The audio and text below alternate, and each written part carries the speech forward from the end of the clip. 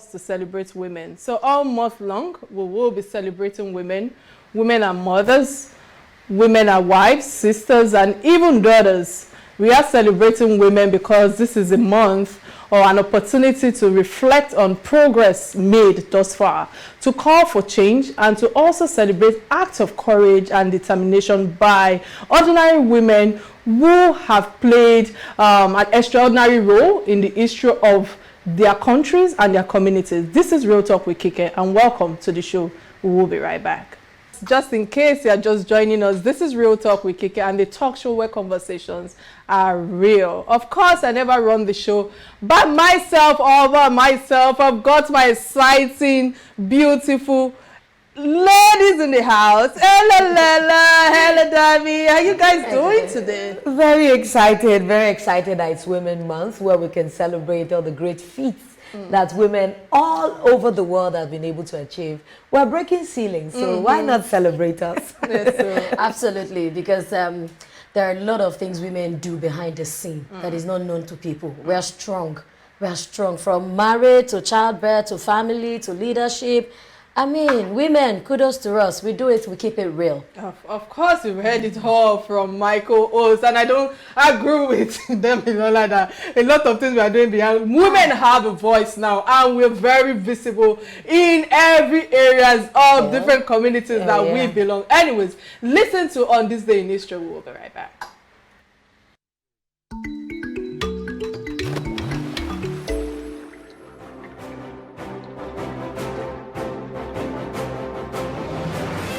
This day in history, Tuesday, the 2nd of March, 2012, exactly 11 years ago, Chukwuemeka Ikemba Udumegu Ojukwu, who died on the 26th of November, 2011, at the age of 78 in the United Kingdom after a brief illness, was buried. The Nigerian army accorded him the highest military accolade and conducted a funeral parade for him in Abuja on the 27th of February, 2012. The day his body was flown back to Nigeria from London before his burial on Friday, the 2nd of March 2012. He was buried in a newly built mausoleum in his compound at Inewi. Before his final interment, he had about the most unique and elaborate week-long funeral ceremonies in Nigeria, besides Chief Obafemi Awolowo, whereby his body was carried around the 5 eastern states, Imo, Abia, Enugu, Ebonyi, Anambra, including the nation's capital, Abuja. Memorial services and public events were held in his honor in several places across Nigeria, including Lagos and Niger State, his birthplace, and as far away as Dallas, Texas, United States.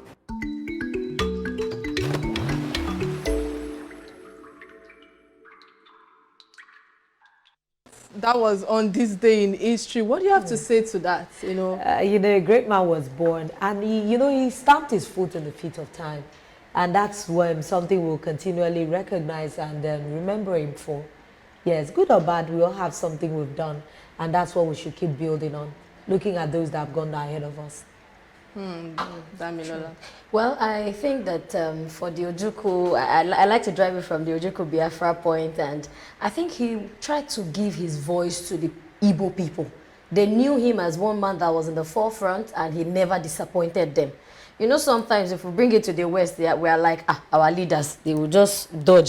But Ojukwu was there, he stood for them, and they knew him. And I mean, 11 years died, 11 years dead now, but his remarks, his works still live on, which is very good. Some Igbo people will disagree with you on that. Well, they're controversial characters, but no matter what we do, it's just like talking about Hitler. It's good to some, bad to some. But the most important thing is he made history. True. All right, so for me, I think my submission from all of this, despite the fact that he was a military man, he won many hats, and of course he was celebrated across globe. After his death, which I believe that says a lot about the man's character. After when you're gone is when you truly know how people feel about you. And the fact that it was celebrated not just in Nigeria, but also in America. And the day his body was flown back home was 2nd of March, which is why I will continue to emphasize that we should, leave a legacy that even our great-grandchildren will be proud of. All right, we'll go on a quick break. And when we return, we'll go into the topic of the day. But first, a word from our sponsors. Do not touch that dial. All right, we are in the month of March, and our director said you have to look excited. So we're trying to be excited for you all. So in this month, we'll be talking about International Women's Day, which comes up on the 8th of March. But we are making this month count for not just African women, but for all women across the globe. A number of concerns are always surrounding women from matters of leadership, equality, self-recognition, shall I say politics, empowerment, and even family matters. So on today's edition, we have a notable achiever on this show, and to start a real conversation on the African woman, will I say, achievements and challenges, all the achievements she has, done and all of that. We have Mrs. Ngover Ihyembe-Nwankwo on the show. Let's take a look on our guest profile. We will be right back. Welcome back on Real Talk with Kike. And of course, we have the beautiful Mrs. Ngover in the studio. Excellent afternoon again. Excellent afternoon to you too, and thank you for having me. All right, so let's start by saying, how you doing? How have you been keeping safe? Wow. Yeah. I think I'm doing well. Okay. I think I take it each day, every day, but it's been really interesting times, I think, for everyone. So it is difficult to sort of manage, but touch wood, I'm here. Keeping all the COVID protocols, making sure to wear a mask. Yeah. That's true. I was dying to ask you, your name is so unique. I would have thought maybe you're of Kenyan descent or something, Ngover. So where are you from?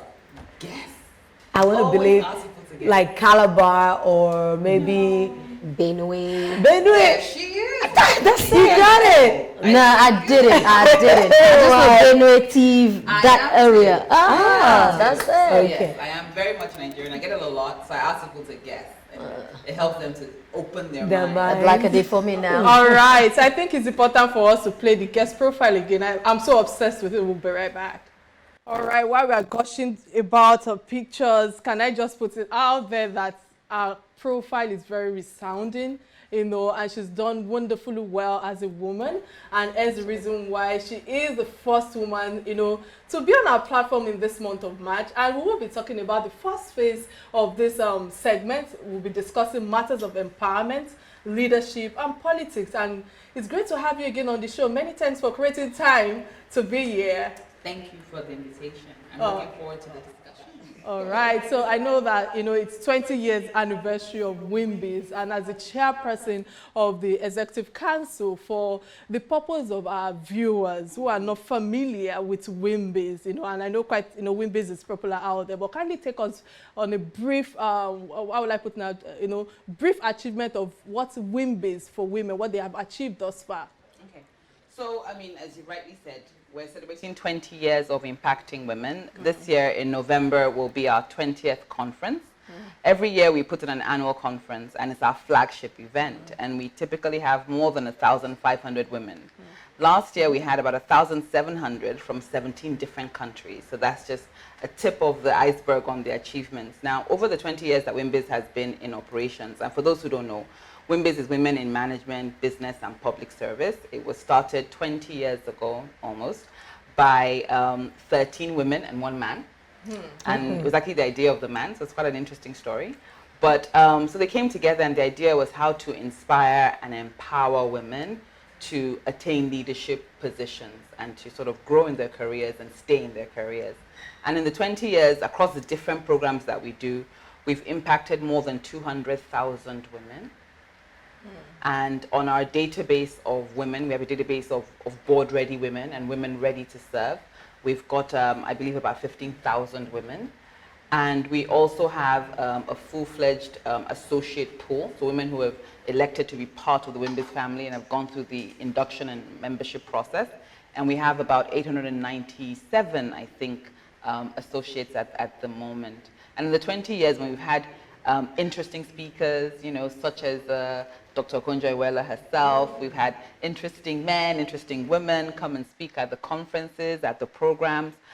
We do programs that sort of provide capacity building for entrepreneurs, as well as leadership training for women who are in careers. We have monthly roundtables where women can get together to talk and to listen to somebody interesting and then network after.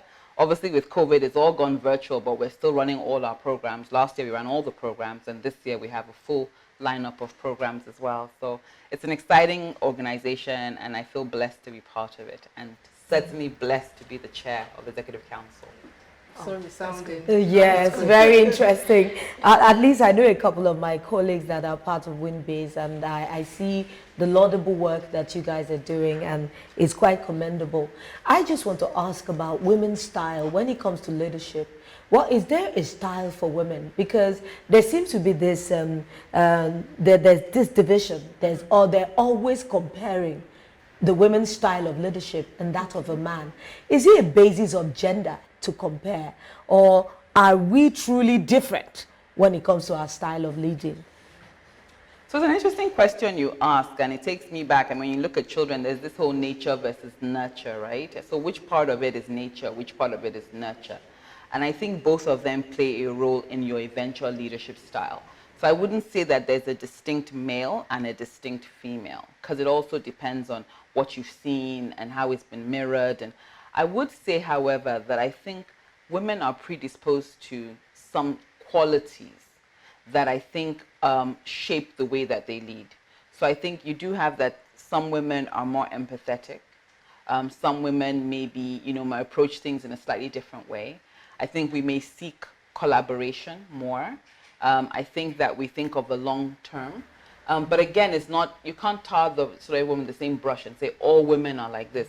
But I do think that there's certain qualities that women can bring to the table. And what I encourage women to do is, because I think when we have this whole distinct women and men, I think it's important. The first thing about leadership is followership, right? If you can't be a good follower, you can't be a good leader, and it's irrespective of what gender you are. But I do think that when women get the opportunity to lead, and we get that every day in the things that we do, the things that we say, every day is an opportunity to lead. I think you should bring your authentic self, which is, don't try to be like anybody else. Don't try to copy anybody else. You're enough as you are, and you will be successful. Okay. I would like to ask, you have two lovely daughters, and now I also saw in your profile that you like empowerment in women. I think it starts from the girl child, nurturing her into the woman. Is there any plan for the girl child at the rural level? Because at this time, we say that there's a government policy against hawking on the streets. Sometimes, is Wimbiz doing anything to support the government on taking this girl child back to the school, maybe compulsorily? So, I mean, you're spot on, and there's a lot that needs to be done. And there are a lot of people who are doing a lot of good work. So Wimbiz is one, but there are a lot of stakeholders and partners, and we work with a lot of people. As Wimbiz, as an organization, I mean, the first thing we do is, even in the conversations as what I call the Wimbiz family, we're very intentional about how we impact our communities. So each of us in our own way is encouraged to do the right things and to impact as deep down as possible. But we also have what we call a Big Sister program, which we've been running for some time, and it involves us going into secondary schools, most of them public schools, to talk to the young ladies, to encourage them, to mentor them, teach them life skills, such as, how do you budget? How do you plan? What's a goal? How do you set a goal? Personal hygiene and things like that. Now, also, as part of our advocacy, we're very strong on advocacy and making sure the right policies are in place and laws. And so we've had a lot of conversations with leadership. I mean, I personally, many years ago, when we had Saraki as Senate President, we went to see him to push and to support the gender empowerment bill that was at that time going through, and unfortunately didn't succeed. But we are still looking for ways, and we still do on a regular basis have conversations, have stakeholder meetings, have webinars, have conversations, trying to push and advocate for the right laws. And I certainly agree with you that we need to start from the grassroots. We need to start from the girl child. We need to keep more of our girls in school. We need education. They need to have options in life. I think it's not even just, it makes economic sense. I always had to bring things back because of my finance background, that, you can't fly a plane with one engine. And that's what we do when we don't allow women to achieve their full potential. I think as a country, that every time I look at the growth numbers and I see that we're not growing at the level that we should, I say to myself, what's missing here? There's a lot missing, right? But one of the other key things I think that's missing there is pulling everybody together, is getting our women in the workforce, getting them into business, educating them so that they can contribute. Because we have a lot inside. Yes. And I think listening to you, I can't help but ask, because you were talking about, how we can partner together, how we can pull each other up. So with Ngozi Ihyembe-Nwankwo, as a DG, WTO, and an African woman who have achieved quite a lot, what does that portend for Nigerian trade relationship? How should government, kind of maximize this advantage, this opportunity given to us? I mean, the first thing is say congratulations. We are so proud of you. Yes. And she's made history. Yeah. And I think, yes, as a woman, but as an African as well, that's the first thing first, I think. And then as a woman, not only for Nigeria, but across the world. And if you've listened to her and if you've watched her, she's been very open about the things that she stands for. She stands for diligence, she stands for hard work, she stands for transparency. And as she's been talking about her role in WTO, even prior to stepping in yesterday as her first day, she's been very clear that she wants to create a fairer world for everyone. Because when it's fair, then we don't have all the problems that we see. And I think that's what's missing. I think that's what women bring to the table. They're ready to say, like, guys, let's hold back. It's not about short-term goals. It's about where are we going to go in the long term. So I think that we will see from her policies that are fair, that are transparent, policies that deliberately target the underdeveloped areas of the world and seek to pull them up, trade policies that create a level playing field. And I suspect that she will leverage a lot on technology and on bringing people together as opposed to creating smaller groups or blocks, so that there's a better environment and that we all win. I think as a country, Nigeria, clearly, I mean, with a level playing field, things work in our favor.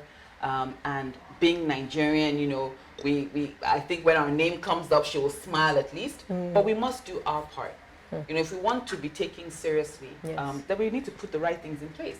We need to focus on trade, create enabling environment for businesses to transact. We also need to, decide what the comparative advantage Nigeria brings to the table is and invest heavily in it so that we can compete against other countries in the world and win. Important. Wow, very, very interesting conversation. I like the angle that you put a mark on, that she's not just going to do it because she's a Nigerian. She's going to do it because she has policies that transcend where she's from. Then that brings me to this saying that we all tout about: women supporting women. For me, I want to ask, is it a farce? Because people say it in word. But I want to ask, is it truly a reality of women supporting women? I have had experiences on both sides. I've seen women support me, and at the same time, I've seen women stand against me. Yeah. And this one makes me think about the future. Where are we going to be standing in the world if we don't really make clear these women supporting women? So, I mean, it's the truth that women support women. I've seen it happen. But I will not discount the fact that not everybody supports each other. Right? And again, it goes back to the conversation around what people saw growing up, what shaped their experiences, and what shaped who they are. What I can say, though, is, in every relationship, it's a give and a take. If one person is seeking to take and to take, at some point, this person who is the giver gets tired. So I keep saying that with all relationships, I think you get what you put in. And I say it because I've been there. So when I look back at the experiences where I've not had great support, then perhaps I haven't put in as much as I need to do. And putting it in is also imagining and mirroring yourself in that person's situation, and saying, what would they do? And, should I have done better? Should I have put in more work? Should I have done? And sometimes you do all of that, it doesn't work. But at least when you reflect, I did my best. Yes. So I think women do support. And I want us to stop the fallacy. Women support women. Yes, there are individual instances where it doesn't hold true. But there's a lot more that we need to understand to pass judgment. And I think generally, if we approach things from, I will be the best woman friend that I can be. I always say, be your sister's keeper. let's start from there. What you get back, we always say, God will reward you, but do your bit first. You cannot then not support women because you think women don't support you. Then we just create a cycle. Okay, let me ask you, with so much expanse of knowledge, are you planning politics? You have so much knowledge. You have, I mean, you've been almost everywhere, from banking into Wimbiz, sitting as the chairperson. But now, are you planning politics? So I'm still in banking. I say my full-time job is banking. I'm a banker. I've been a banker for 21 years now. But you're going to retire someday soon. Yes, I will retire. And honestly, I've thought about a lot of things. And I do a lot of things. I mean, the reason why I'm part of Wimbiz was even because I, as a woman, didn't really have a lot of female friends. And I wanted to network and I wanted to meet women. That's why I say that I've lived what you asked. And it's about what I put in. That's why I'm here today. Because I started off almost at an imbalance. And I've had to work my way to a more balanced sort of life. And I do think there's a lot that needs to happen in Nigeria. I do think there need to be good people speaking up and advocating. But I also think that we can do it in various ways. And so I try to do it in my own little way by advocating as much as possible, by supporting women who are ready to run for office, encouraging them, providing my knowledge, providing my access where I can. I mean, my hands have been a bit full. But so ultimately, I don't know what side of the political divide I will be on, because I think that there is elected office, but there's also a lot behind it. And it's not just appointments. I think it's even just people knowing that they can soundboard to you. You know, a lot of the times we accuse our leaders of not doing the right things, but when they come to us and ask us for feedback, do we really give feedback? Do we really, you know, sometimes we tell them what we want them, what they want to hear? You know, do we say to them, oh boy, I saw that thing you said yesterday, it was rubbish. You know, or, you know, my sister, what were you doing? Because at a point, they don't have enough people telling them the truth. So I just think that we all have different roles to play, and I'm not running away from that question. I may or may not. I do not know. I'm still in my career. It's a wonderful career. I do love financial services. I love being able to help out with Wimbiz, and I do a lot of other things.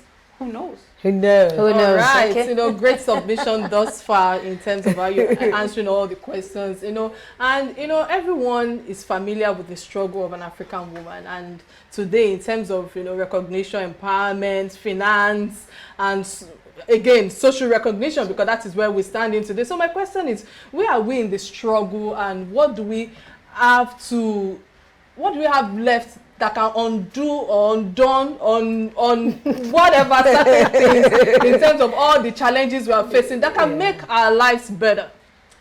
You know, the interesting thing is she sent me this question yesterday, and I posted it today on social media, both on Twitter and on Instagram, and I told people, share your thoughts with me, because I don't know what I'm going to say when I get here, and nobody answered. So for me, it kind of shows that we're not where we need to be. Absolutely. Right? That we're kind of far from the target.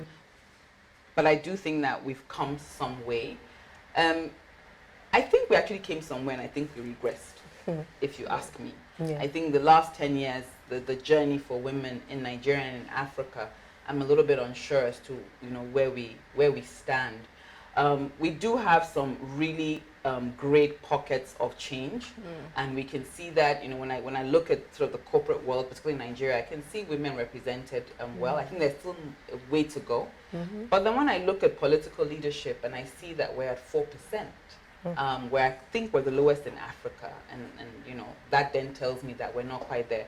When I look at the women on the street, access to capital, when I look at young girls not being able to go finish their education, then it tells me that there's still a lot more that we can do. So, so I think that, you know, because, you know, there's no silver bullet, but I think that the first thing is we must still be our sisters' keepers.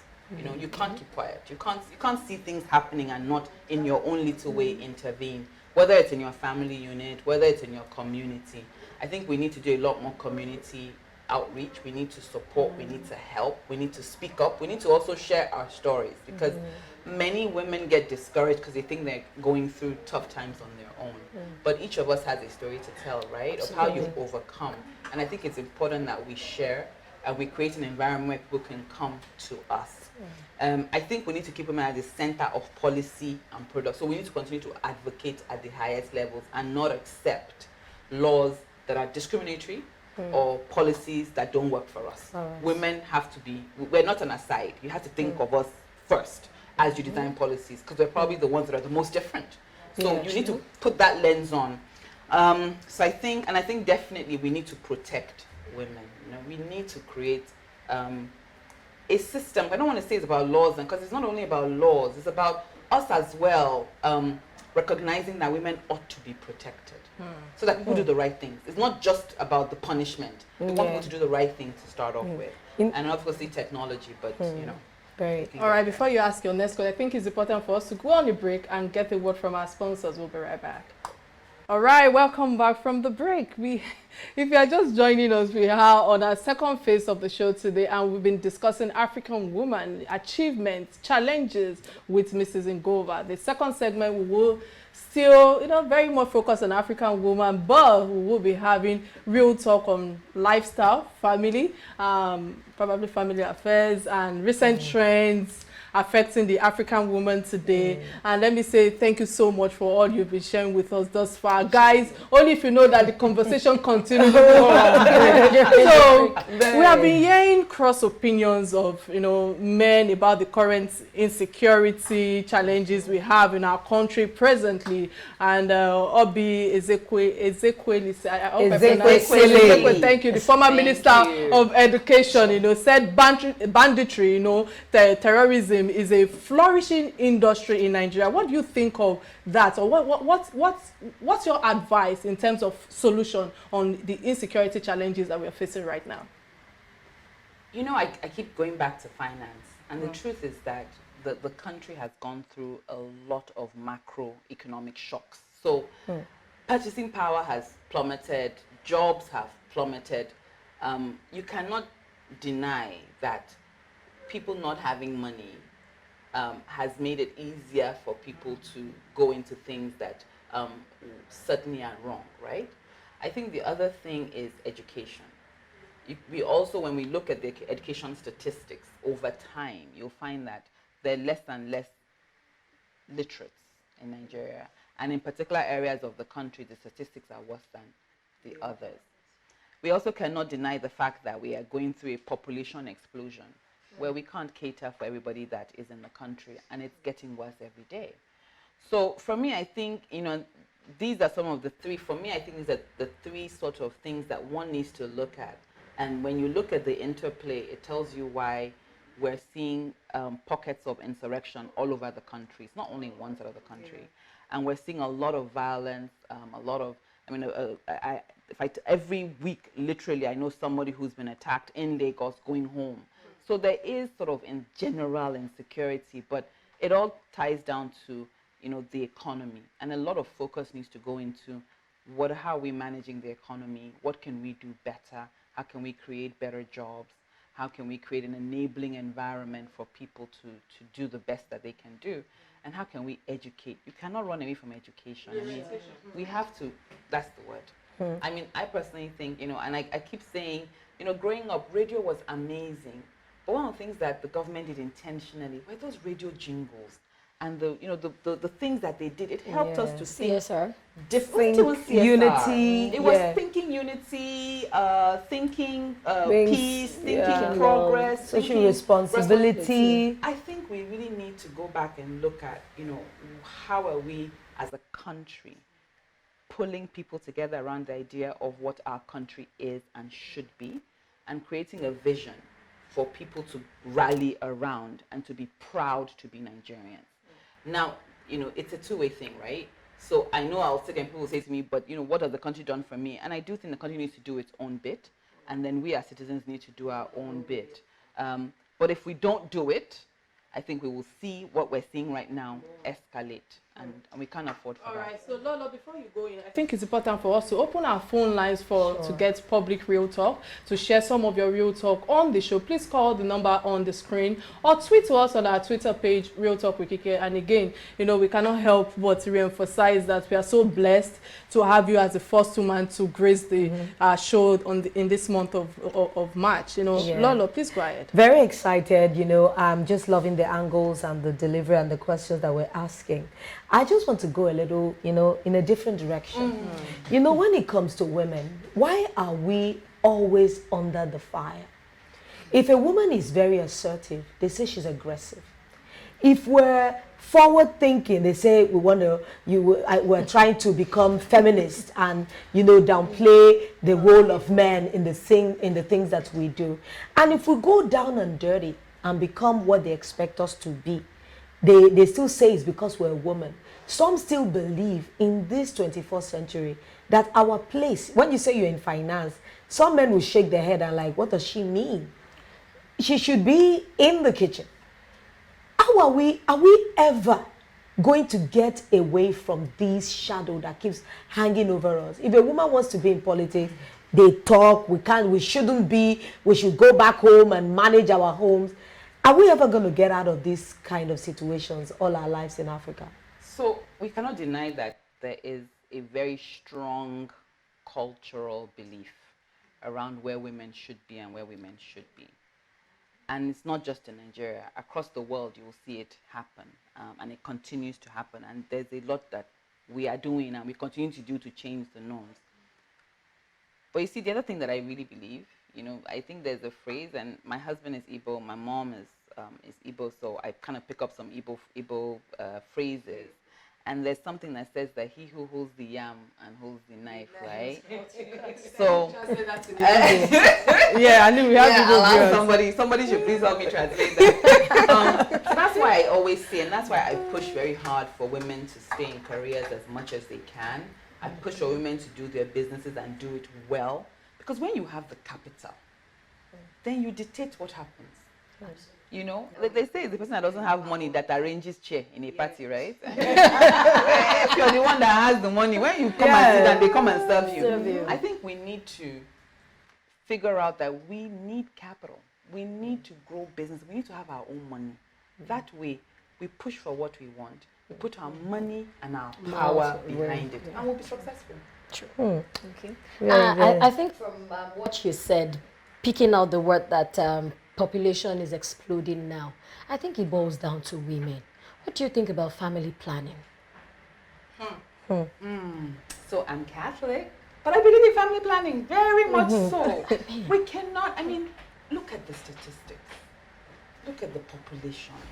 We cannot continue this way. It's just not possible. So, but I don't think it's up to the women alone, because they don't get pregnant on their own. And that's why I said it goes back to orientation. I remember Onyeka Owenu and King Sunny Ade. If you love me, you go wait for me. But you see, that was a way of getting messages out.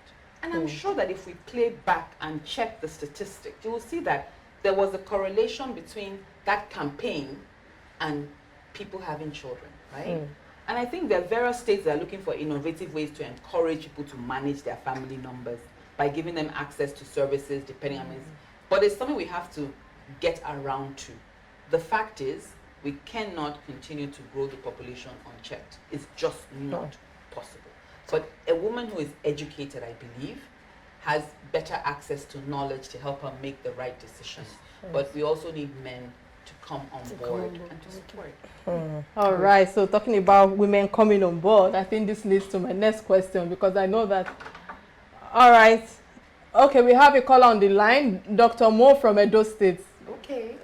Hello, Dr. Moore.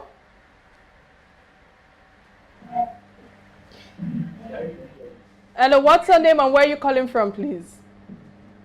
Hello. Yeah. You're welcome. I'm on to that. We can hear you loud and clear. Please go ahead. Okay. You said in your program that it's more about feminists. But I can see it. Now I'm calling again. Why is there no man speaking the truth? I don't. Hello. Okay, man sitting with All right. Oh, okay. I didn't get that. So we're back there.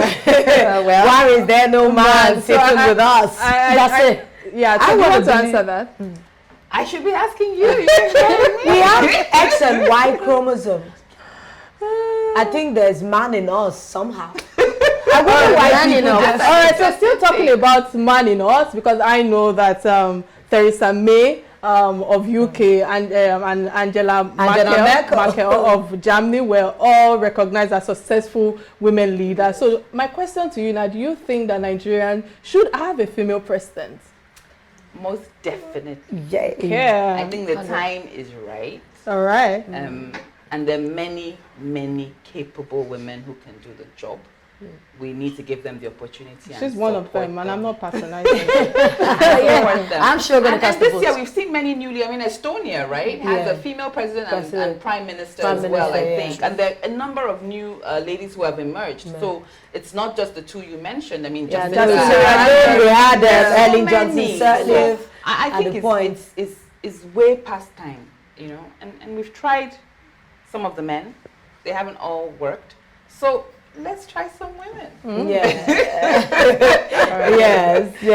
that's quite interesting, because there seems to be a lot of women that have risen in leadership, and they're actually making their mark in diaspora. It's not just politics. Anywhere you look around, you'll find women, even in the kitchen.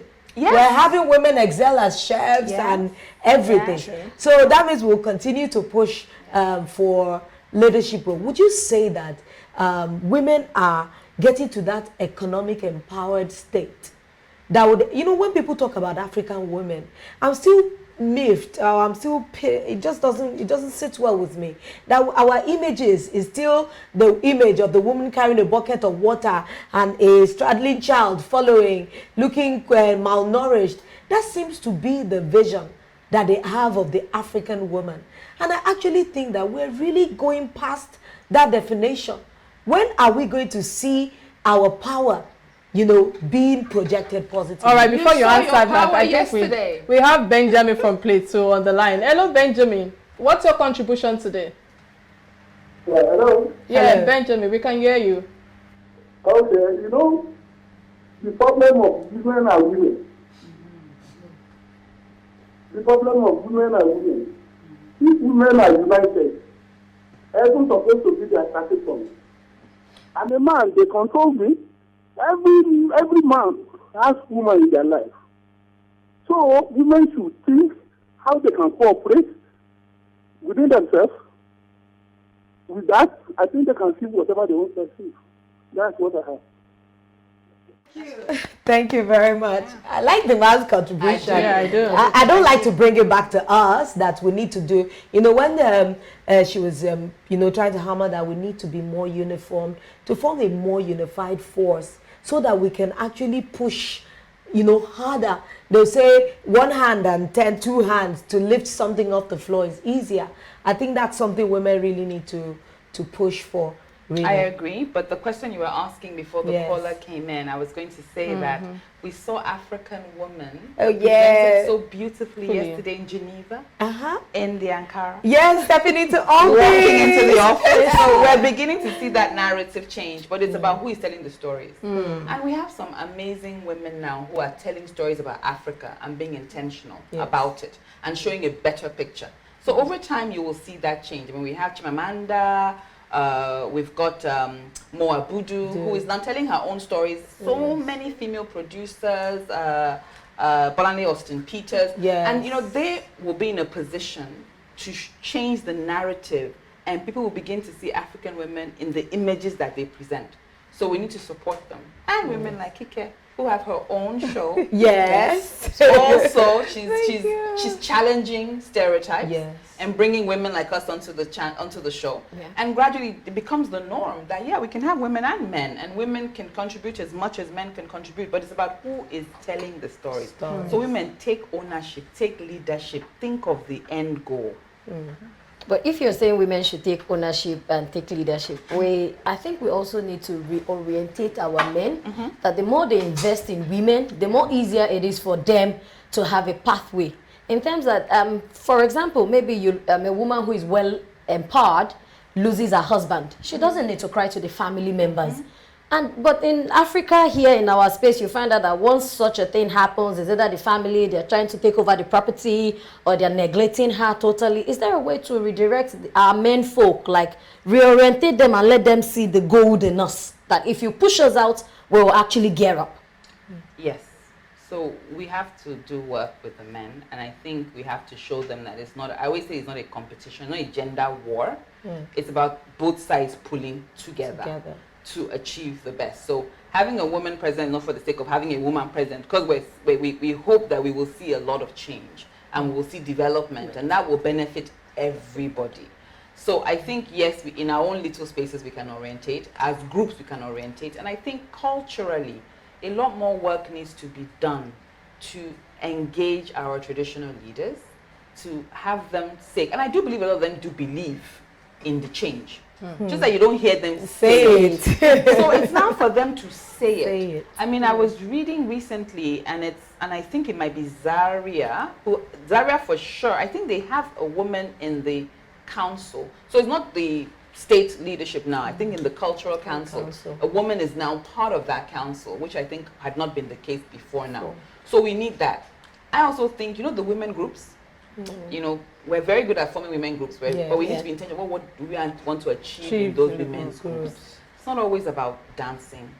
And wearing ashwebi. I love to dance, and I love ashwebi, by the way, so I will wear it gladly. But let's also push for one or two things, Let's push and say, we're not going to come out if you continue this repressive rules and policies against our women. We're not going to participate. We're going to vote with our kitchen and our bedroom and our feet and anything else we want to vote with. But we're going to push for an agenda that benefits us as a collective. Because and a lot of times I think we give the power to the men, and rightfully so. I mean, there's a role for them to play, but we also need to be intentional about what is it that we want to achieve. All right, many thanks for that again. I think on a soft note, and this might be our last question on this platform today, where women of today, they admire Okonjo-Iweala, they admire, what's it called, Ngover Ihyembe-Nwankwo and all of that. They see your success story, but and they are not willing, I stand to be corrected, to pay the price of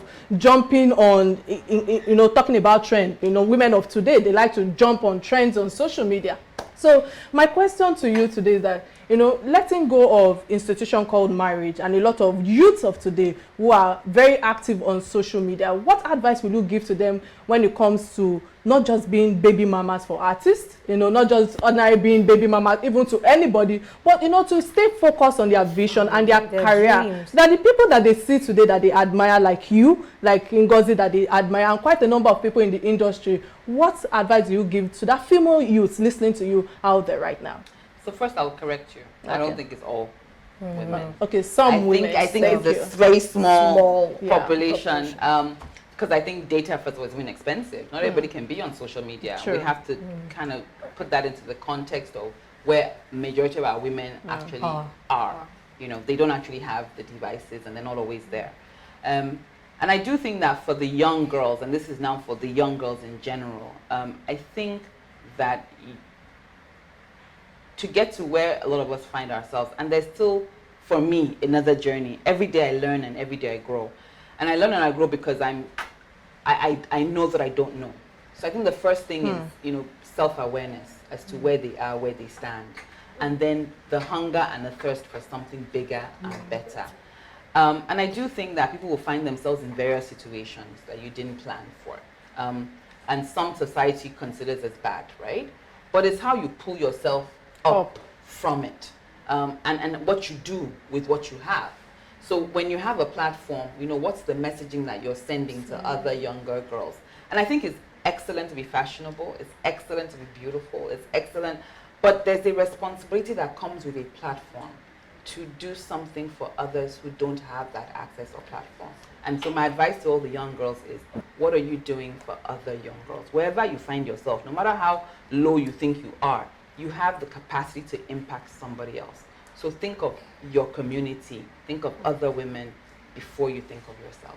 All right, that's so solid. I can help but say many things. I think let me give my co-host 30 seconds each on what you've been able to draw from what what's it called, our guests have spoken about today. Well, in 30 seconds there's each. just something Ngover said that just struck me. He said, we must be our authentic self every time. And I'm going to take that to heart because it's so key. Thank you very much. Dami. I would say that it's been very insightful and impactful, knowing that women can actually attain every height that they dream of. I can almost reflect to looking at you maybe as a young school girl, primary school into secondary school, having a vision, having a dream that I won't settle for less. No, I'm not going to give up. No, I'm not going to give up. And joining your industry, the banking industry, it's not like it's all rosy.